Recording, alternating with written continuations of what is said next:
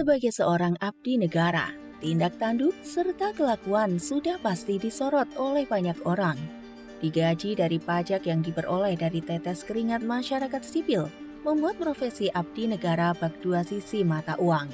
Bisa dipuji jika berperilaku baik, namun bisa juga dicaci jika berkelakuan buruk dan tak sesuai aturan. Kerap disebut sebagai profesi panutan dan idaman kaum hawa. Berikut 7 kasus paling memalukan yang pernah dilakukan seorang abdi negara. Yuk simak videonya. Namun sebelum ke videonya, yuk klik subscribe-nya dan nyalakan notifikasinya. 1. Korupsi. Seorang pegawai negeri sipil PNS di lingkungan Pemkab Jember bernama Bagus Wantoro resmi dipecat dari jabatannya oleh Bupati Jember Hendy Siswanto pada Jumat 7 Januari 2022. Hal itu merupakan akibat kasus korupsi 6,118 miliar rupiah yang dilakukan Bagus Wantoro bersama beberapa rekannya yang terkuak pada tahun 2015.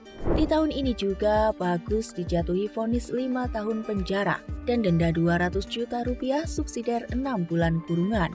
Namun entah kenapa, Bagus tidak dimasukkan ke dalam jeruji besi. Bahkan, ia yang notabene berstatus sebagai terpidana justru sempat diangkat menjadi PNS analis kebijakan ahli muda pada Dinas Pemuda dan Olahraga di Spora Kabupaten Jember pada 31 Desember 2021 lalu. Menurut juru bicara Kejari Jember Sumarno, pihaknya belum menerima akta pemberitahuan putusan dari Pengadilan Negeri PN Tipikor Surabaya yang pertama kali melakukan sidang tentang perkara tersebut, sehingga membuat status Bagus menjadi abu-abu di mata hukum. 2. Selingkuh. Sungguh tidak terpuji apa yang dilakukan seorang oknum polisi Pondok Aren Tangerang Selatan bernama Hadi Kurniawan alias HK yang sampai hati menduakan sang istri dengan wanita lain. Polisi berpangkat Bribka itu kedapatan selingkuh oleh sang istri yang berinisial IS lewat percakapan chat dengan beberapa wanita. Bahkan menurut IS, Bribka HK sudah berselingkuh dengan 16 wanita. Namun, hanya 5 wanita yang intens berhubungan dengan Bribka HK. Mirisnya, usai mempergoki sang suami selingkuh, IS justru diusir serta mendapat perlakuan KDRT dari Bribka HK dan hidup luntang-lantung sejak Mei 2022. Karena keadaan, IS juga harus tinggal di kontrakan dan berjualan nasi bakar di pasar demi memenuhi kebutuhannya. Di sisi lain, IS sudah melaporkan sang suami ke Polda Metro Jaya. Kabarnya, kasus ini sedang diproses dan besar kemungkinan Bribka HK akan dipecat dari jabatannya secara tidak hormat atau PTDH. 3. Pencabulan. Dalam kenyataannya, tak semua guru memiliki niat mulia memberikan ilmunya kepada murid yang diajarnya. Hal itulah yang terjadi pada seorang oknum ASN guru agama SMPN di Batang bernama Agus Mulyadi yang kabarnya melakukan pencabulan terhadap 35 siswa, di mana sekitar 10 korban diduga telah disetubuhi oleh oknum ASN tersebut. Menurut keterangan AM, dirinya telah melakukan aksi bejat itu sejak Juni hingga Agustus 2022 dengan modus mengadakan seleksi anggota OSIS. AM dengan tak bermoral melakukan tindakan pelecehan di 3 ruang sekolah berbeda, yakni ruang OSIS, ruang kelas, dan ruang gudang musola sekolah. Akibat perbuatannya, AM dijerat pasal 82 ayat 2 dan 81 ayat 2 Undang-Undang Nomor 35 Tahun 2014 tentang perubahan atas Undang-Undang Nomor 23 Tahun 2002 tentang perlindungan anak dengan ancaman hukuman maksimal penjara paling lama 15 tahun dengan tambahan 1-3 tahun. 4. Pengeroyokan. Kejahatan dibalas dengan kejahatan. Apa yang dilakukan oknum TNI di Salatiga ini amat menyedihkan. Bermula saat Pratu RW yang berasal dari TNI Yonif MR 41162 Kostrad dikeroyok oleh 5 pria hanya karena kendaraan kedua pihak yang bersenggolan di jalan. Setelah mengetahui rekan dikeroyok oleh 5 pria tersebut, rekan sesama TNI Pratu RW berhasil menangkap kelima pelaku dan membawa mereka ke Yonif MR 41162 Kostrad. Namun bukannya diadili, kelima pelaku justru dikeroyok di markas Batalion Infanteri Yonif Mekanis Rider 411 Pandawa. 4 diantaranya mengalami luka-luka. Sementara satu korban bernama Argo Wahyu Pamungkas harus meregang nyawa. Oleh pihak yang berwenang, 13 oknum TNI akhirnya ditetapkan sebagai tersangka, dan hal tersebut menjadi pelajaran bagi aparat negara untuk bertindak lebih bijak dalam menangani suatu permasalahan. 5. Penipuan.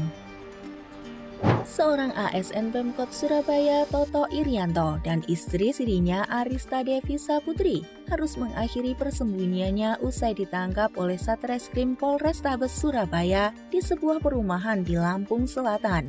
Keduanya terjerat kasus penipuan dengan iming-iming memasukkan korbannya sebagai aparatur sipil negara (ASN) di lingkungan Pemkot Surabaya. Dalam melancarkan aksinya, TI yang dibantu ADS berhasil mengelabui para korbannya dengan menyebut kalau ADS sebagai anak tiri dari Menteri Dalam Negeri Tito Karnavian. Selain itu, dari tangan kedua pelaku, setidaknya ada 7 orang korban dengan total kerugian mencapai Rp1.075.000.000. Dan untuk mempertanggungjawabkan semuanya, TI dan ADS menerima hukuman 2 tahun dan 6 bulan penjara oleh Majelis Hakim Pengadilan Negeri Surabaya. 6. Main judi. Masih ingat dengan video viral yang hangat beberapa waktu lalu tentang 4 ASN DPRD Sumut yang terciduk main judi di tengah jam kerja?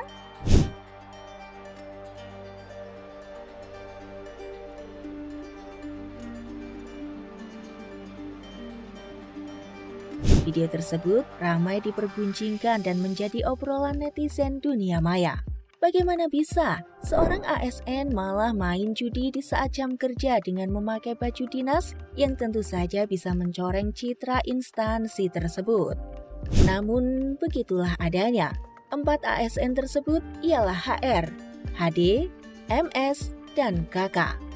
Menurut Ihsan yang merupakan Kepala Bagian Umum Sekretariat DPRD Sumut, video tersebut merupakan video lama tahun 2019 dan kegiatan main judi itu mereka lakukan di waktu senggang.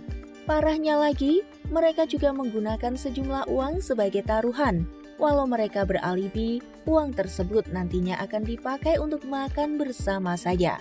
Namun tetap saja hal tersebut tidak dibenarkan. Lebih-lebih, belum diketahui secara pasti seperti apa sanksi yang akan mereka dapat nantinya. 7. Narkoba. Apes benar nasib Imade Buddha Artana dan Muhammad Faris Setiawan. Niat hati ingin mengambil paket sabu di Jalan Glogor Carik Gang Family. Keduanya harus menerima nasib tertangkap basah oleh Satres Narkoba Polresta Denpasar. Setelah dilakukan penyelidikan, mereka ternyata diperintah oleh oknum petugas kepolisian di Polres Badung, Gede Made Ardana untuk mengambil paket tersebut dengan imbalan sabu secara cuma-cuma. Dari tangan Buddha Artana dan Faris Setiawan, polisi berhasil menemukan 31 plastik klip berisi sabu dengan berat keseluruhan 3,72 gram neto. Setelah dilakukan pengembangan, polisi kembali menemukan 7 paket sabu dengan berat neto 0,86 gram dan 3 butir tablet warna hijau psikotropika dengan berat keseluruhan 0,98 neto yang nantinya akan dijual kembali oleh Gede Made Ardana. Pada akhirnya, Majelis Hakim Pengadilan Negeri Denpasar, Bali memvonis oknum polisi tersebut 8 tahun penjara serta denda Rp800 juta, subsidiar 3 bulan penjara. Tak bisa dipungkiri, tindakan tak terpuji para abdi negara mungkin sulit untuk dihilangkan.